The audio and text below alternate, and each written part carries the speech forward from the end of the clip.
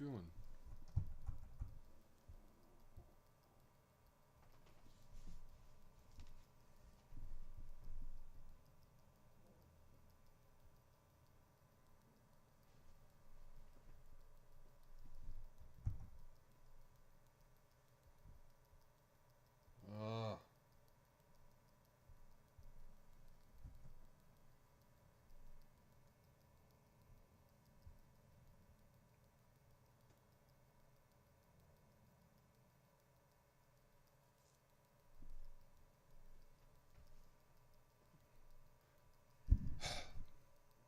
I don't know. I don't know. I don't know. I don't know. I need a teenager to help me. What's going on? Oh.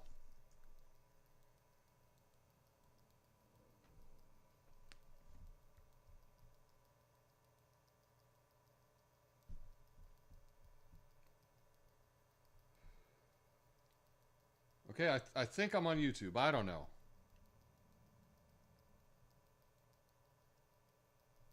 Apparently I am.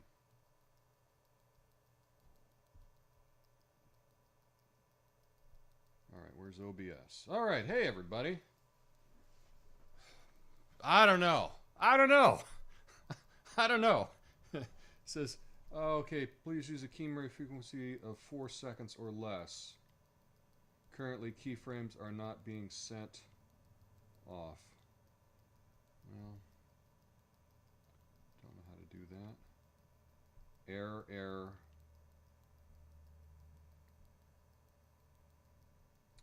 No, I don't know what to do. All right. All right, I think I'm live.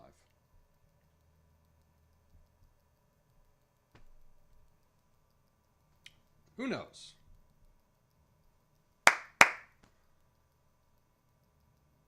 We'll do it live. We'll do it live.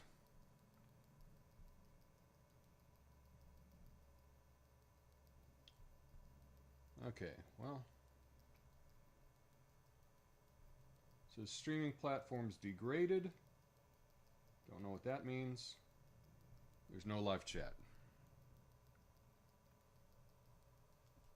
Okay, and I'm not sure why we're on this camera when I'm trying to be on a different camera. Okay. Well, I guess I'll hit this and we'll get started, and I'll give it a shot. What do I know? All right, here we go.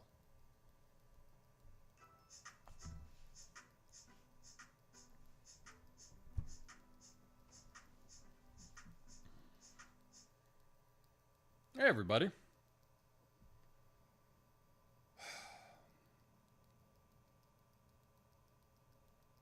Well, that didn't seem to work out, but let's do it anyway. Let's do it anyway. Everything's going wrong. So just get your cup of coffee, have a sip, and relax. This will all work out. This is, again, another practice stream for me because I've forgotten how to do everything. Oh. I got to turn that off. There's so many things to keep together, but today I want to tell you about the audit nobody is allowed to care about. All right, let's do it. Okay, you know what, I can turn that off. Let's see. There we go. Here we go. Yeah, that'll work. Let me get my mic over here so you can hear me all right. Okay, the audit nobody's allowed to care about. The Pentagon just failed its audit again. Not Mr. Receipt failed. No. Not someone forgot to fill out a form failed. 8 audits. 8 failures. Trillions, with a T, of dollars. And the official conclusion is, yeah, we're working on it. Let me put that in perspective. If you lost track of 10% of your finances, your bank would panic. If you lost track of 60%, Netflix would already have a documentary about you. The U.S. military cannot account for nearly half its assets and most of its budgetary military resources. And we're told this is progress. Progress toward what? Knowing where the money is by 2028? That's not a plan. That's a weather forecast. And notice, no, it's not classified. It's not a theory. It's the official audit, signed, published, and acknowledged, which makes it invisible. Because somewhere deep in our brains is a rule that we never question. If something were really a problem, everyone would be talking about it. And if no one's talking about it, it must be fine. That belief doesn't work. That belief does more work than censorship ever could.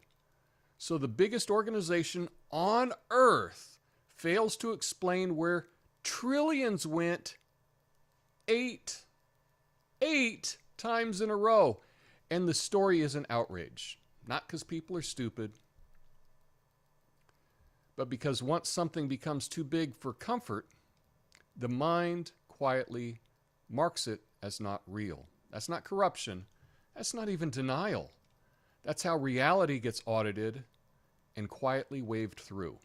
The Pentagon didn't just fail an audit. It passed the real test, proving that if something is big enough, no one expects an explanation. My name is Tom Coffey. This is the Coffey and Nuance Show. It's been a long time. Flame on.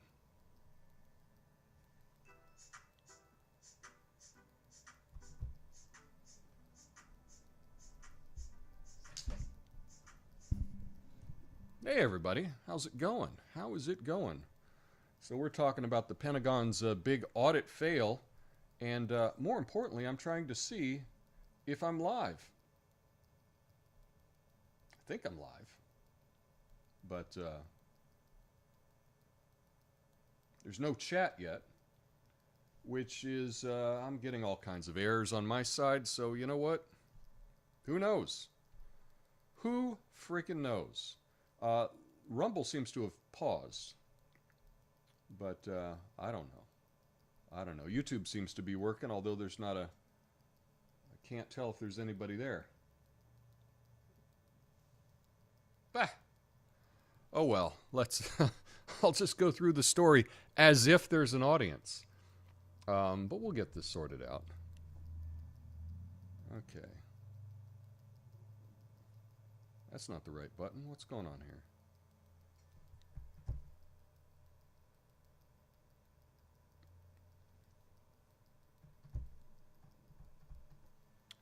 I'm on such a delay, I don't even know. Here we go. Yeah, here we go. All right, yeah, let's talk about this this story. The Pentagon fails an audit for the 8th consecutive year, is reported in Zero Hedge. But essentially in this story, the Pentagon failed its audit 8 times in a row. Raises concerns, you would think, about the accountability and the management of the military. You know, the inability to provide accurate financial records continues to spark debate. Or does it? Because I don't see that anybody cares. That's the big thing. What does this repeated failure say about our military spending? It's that they can do it, and we all just go along with it, you know? In many ways, right, the Pentagon budget is like New Year's resolutions, right? All kinds of great intentions, absolutely no follow-through, right? Oh, man. And, but that's just how it is here. So we can look into it. They list $4.65 trillion in assets and $4.72 trillion in liabilities through last year. Auditors rendered adverse opinions in 10 of 28 sub-audits. Well, that's not good. That's not good at all. If the Pentagon were a private company, it'd be bankrupt, right? What the hell's going on here, right? In my opinion, right, not a hot take or anything, but in my opinion, this isn't just a bureaucratic issue. It's a glaring symptom of the systemic inequities that totally undermine national security, right? That's what the Pentagon is there for, is to provide national security. And frankly, if we can't account for half the money, right? If we can't account for half the assets, we got a lot to worry about. You know, why would you expect someone to do anything right if they can't account for half of what's going on? So that is just crazy, absolutely nuts.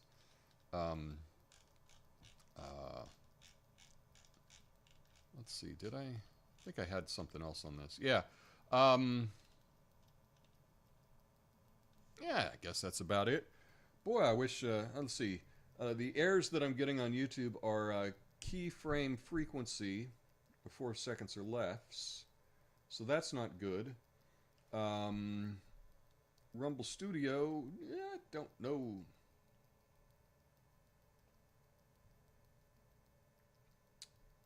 Don't know if that is. Looks like there might be a couple people here. Don't know. Nobody's in the live chat yet. So, you know, when this is all done, I'll go back and play it and figure out all that I missed and everything I screwed up, and we'll try to fix it over the weekend. That's what we're trying to do. But right now, why don't we get to the story number 2?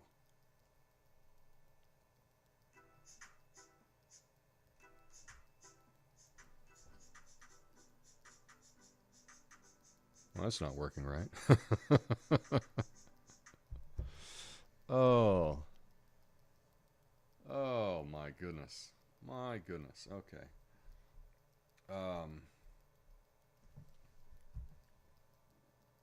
Remigration. Have you heard that term? Have you heard that term? That is the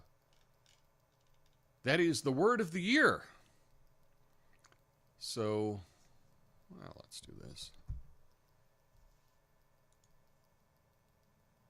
And this was behind a paywall, so I had to just cut and paste it, right? Year of the word. It reminds me I need to stop using Financial Times as a source.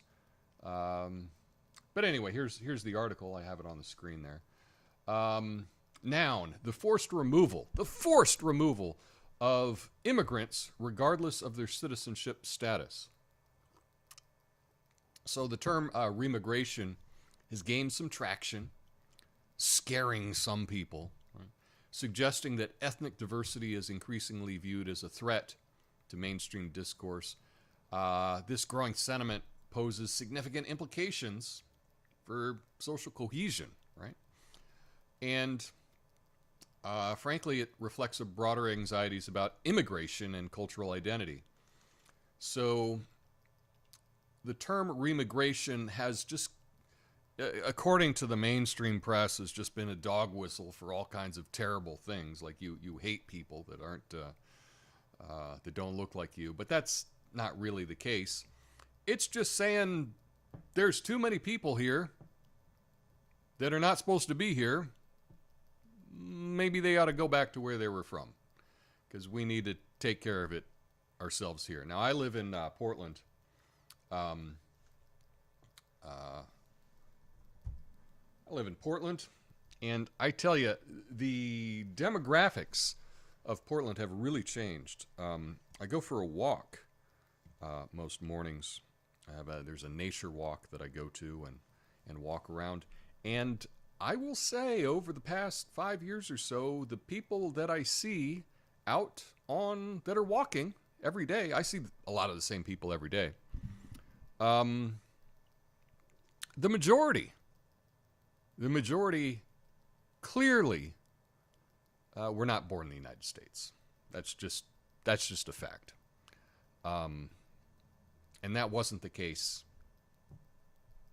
6-7 years ago. Wasn't the case at all. In fact, in many years ago, they considered Portland was the whitest city in America, right?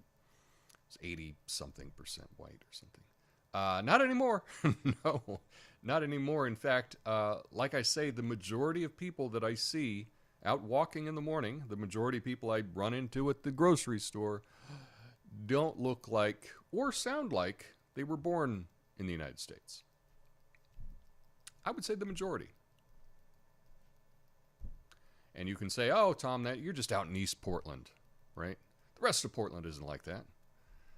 Well, this side of 82nd is literally half the population of Portland. So if it's like this out here, it's a pretty big amount. But you know, a lot of people in the media, people on the left, just kind of say that remigration is racist or something. I don't see that at all. Not at all. But it's a buzzword, and they are trying to label the buzzword. And I'm not sure it's going to work anymore. But I don't know, because I'm surprised at everything that I see. You know? So yeah. So I don't know.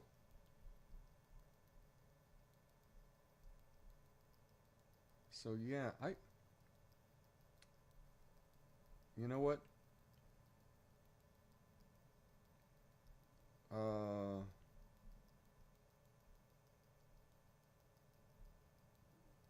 Maybe this stream is not going out. This is weird, because I don't see anybody there. So I'm just going to check here real quick. You know, I can check on.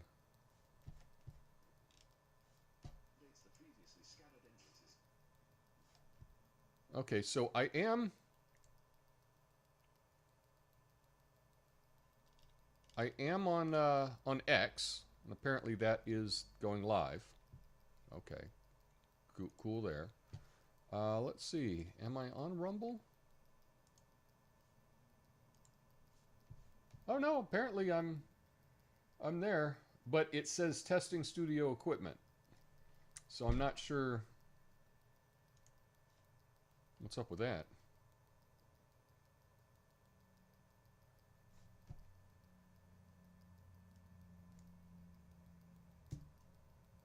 Oh, there's no sound. Apparently there's no sound.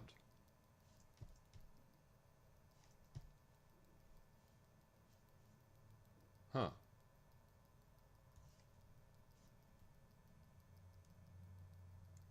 Well, that's weird. Okay. Check. That's weird.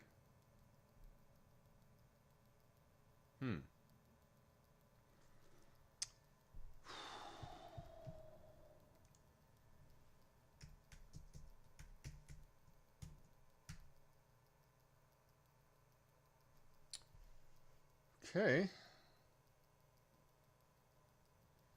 Is it because this? Huh. I don't know.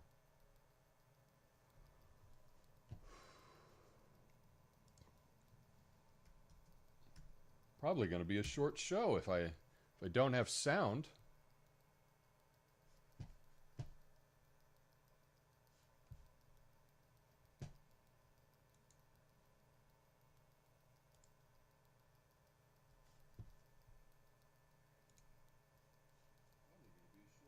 Oh, well, there's sound on YouTube, but not on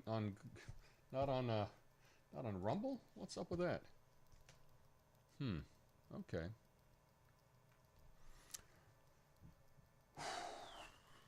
What do I know? All right. Well, we'll keep trying, y'all.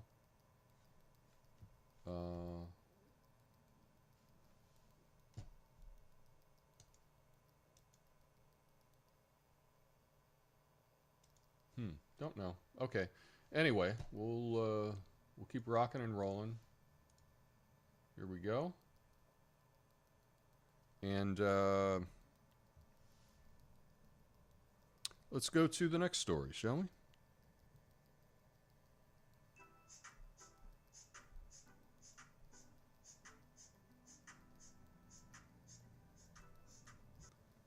Okay.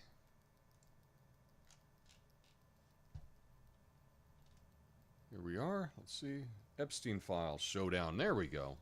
I got the Chiron right. I got the story up here. Let's get to it. Look at that nice picture. Lawmakers are threatening Attorney General Pam Bondi with contempt for failing to provide complete documents related to Jeffrey Epstein.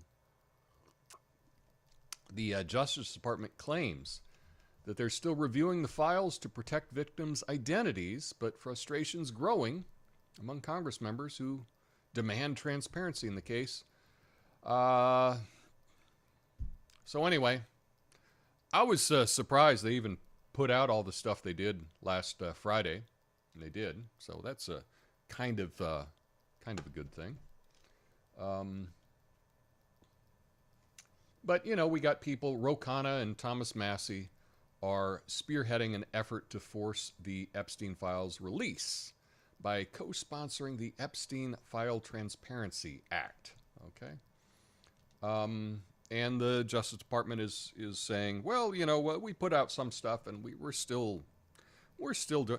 It's been forever, y'all. It's been forever. I'm not buying it.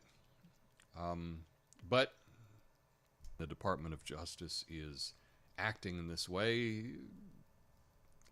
Kind of makes like there's something to hide.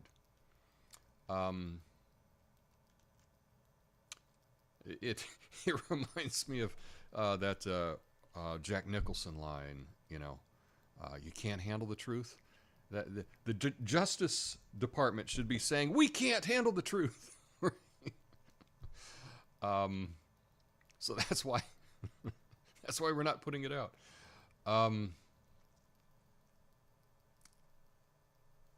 Yeah. Anyway.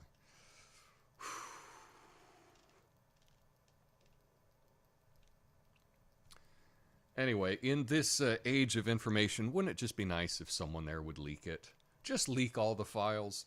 I went through the thing and you saw all of these page after page after page that was just 100% blacked out. And it's just like, just somebody release it.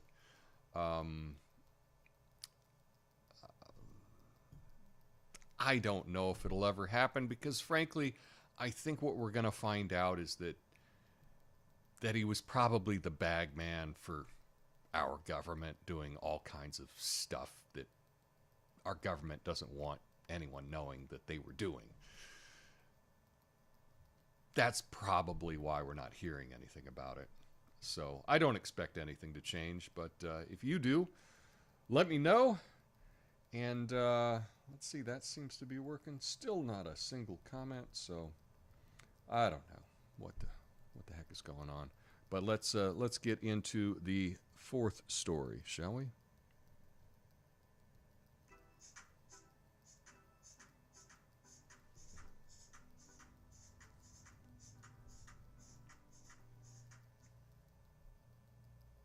Okay, Argentina. This is a fun one. Originally, I found this on Financial Times, but I had to dig up someone else writing about it in the Buenos Aires Times because it was, again, behind a paywall. And this is exciting stuff if you follow Argentina. Now, if you don't follow Argentina, I might not care, but I think it's kind of interesting thing. Basically, right, Argentina's newly elected libertarian president, Javier Milei, he's going to implement drastic tax and labor reform.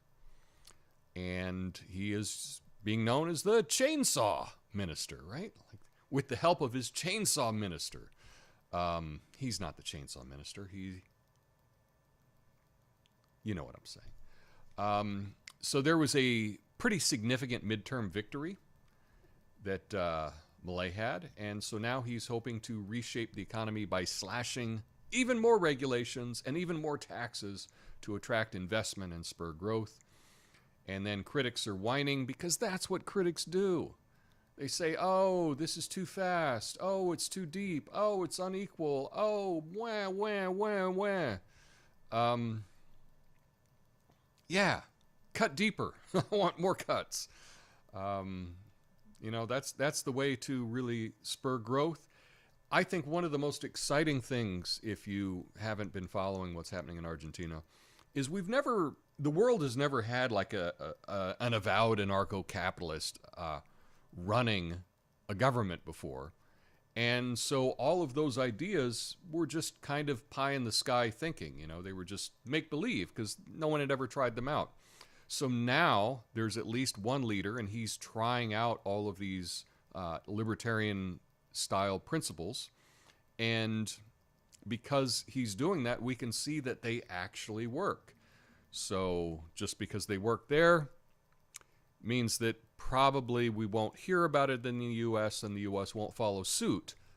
But it is still nice to see things tried out. I've said many times, one of the great things about the United States, we got 50 states.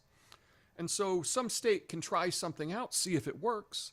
And if it doesn't work, then the other states don't have to copy it. But if it does work, then other states can follow along and benefit from that. Oregon had the unfortunate thing of being the guinea pig for legalizing all drugs. Didn't work out very well. But the nice thing about that is it only ruined our state. It didn't ruin the rest of the United States. So the rest of the United States says, oh, we don't want to be like Oregon. Let's not do that. So it was a good thing. In the same way, Argentina, bringing the chainsaw to regulations, we can see if it works there. And if it does, perhaps some other countries will follow suit.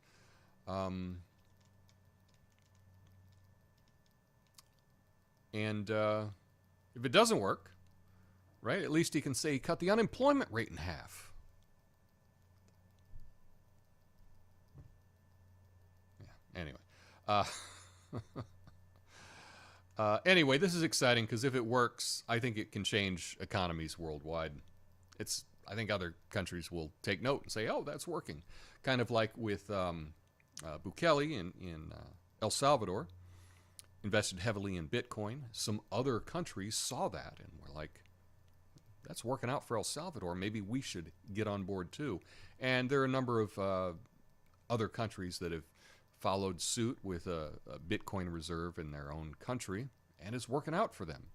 So if you see someone doing something good, you can just copy them. You don't have to reinvent the wheel. See what works, follow it. And so that's why I think it's exciting to see what's going on down there in Argentina. But we need some good news, so let's get some good news.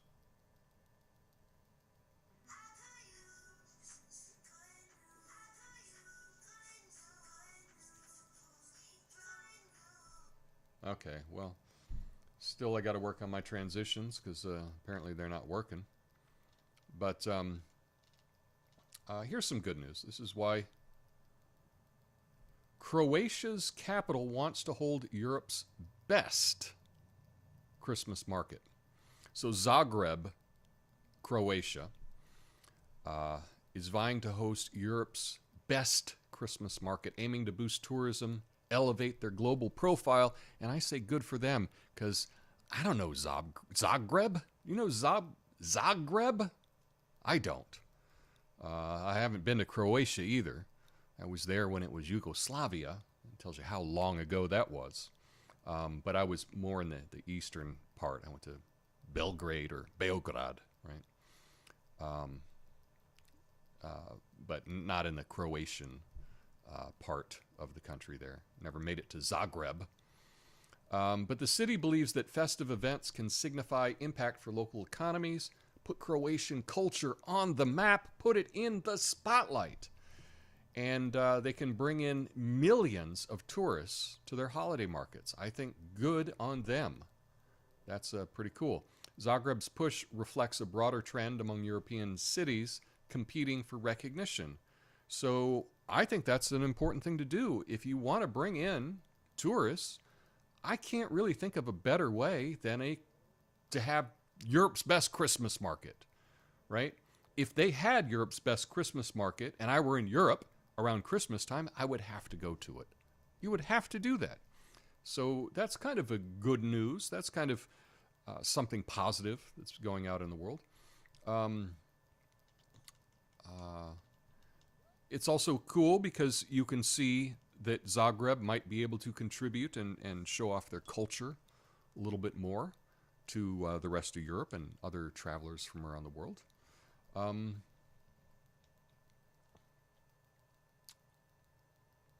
So yeah, they're going.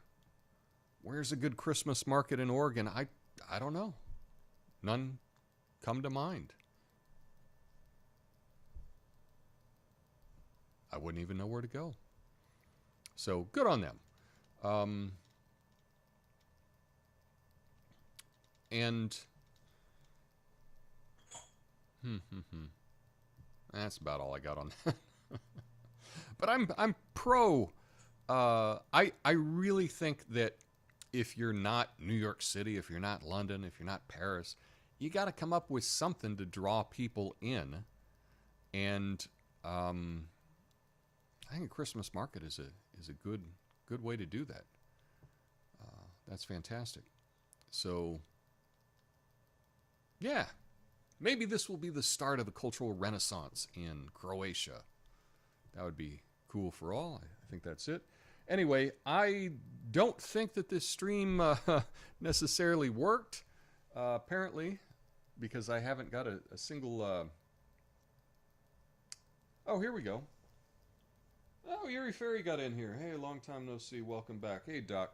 So, I guess I am live. A couple people are in the chat, at least on YouTube. And... not in Rumble yet, but I'm getting some kind of error in Rumble. I don't know. But anyway, that's what this was. This was like a practice stream back. Let's get it working. So my plan for everyone is to let's see if I can turn that off.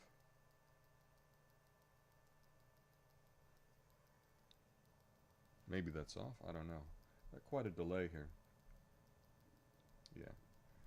So anyway, my plan is to bring the show back. It's been a heck of a year for me. So it's my plan to bring the show back and to make it even better than before. And to do that, I just got to get back in the swing of things, and I got to remember what I'm doing.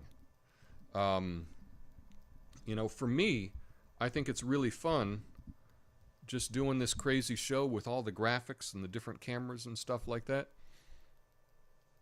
So it's a fun challenge for me to do, but I don't remember how to do it.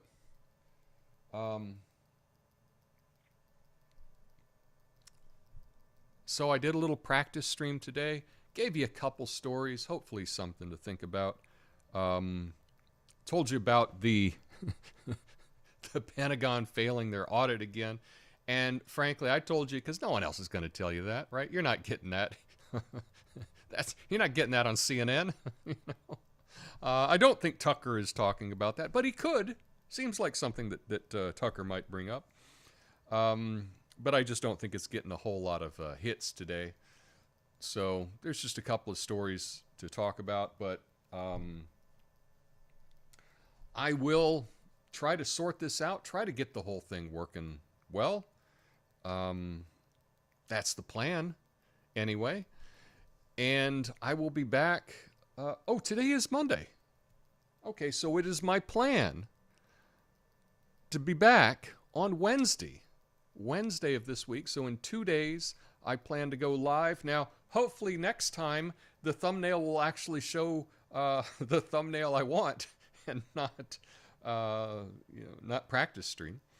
But hopefully I'll be able to get that all sorted out. And I'll be back on Wednesday. It's a big idea Wednesday, right? If you remember those. But I'll have something to think about then. And yeah, it'll come back. Thanks, Doc. Yeah, I just want to shout out the people that are in the chat. Someone here, NEP, no filament. a really, really long name in the chat. Hey, long time no see. Well, it's good to see you. I would shout you out, but man, your name is way too long. But it ends in 2907, and I like that number. You don't know why, but it's an important number to me. What's up, Erie Fairy? Yeah, we're back. Big Daddy, you missed me. I missed you too. So thanks for being here. Still Rumble doesn't seem to be working. Don't know. Who knows?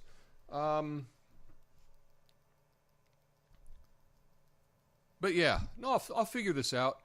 And it is my plan to go live on Wednesday at noon on the West Coast. So that's 3 on the East Coast. And do your math and figure out what that is for you. But anyway, that is the plan. I don't know how. There we go. So that's all I got for today. That was the after show. That's all I have. But have a beautiful one, and I'll be back on Wednesday. Until then, peace. Nope.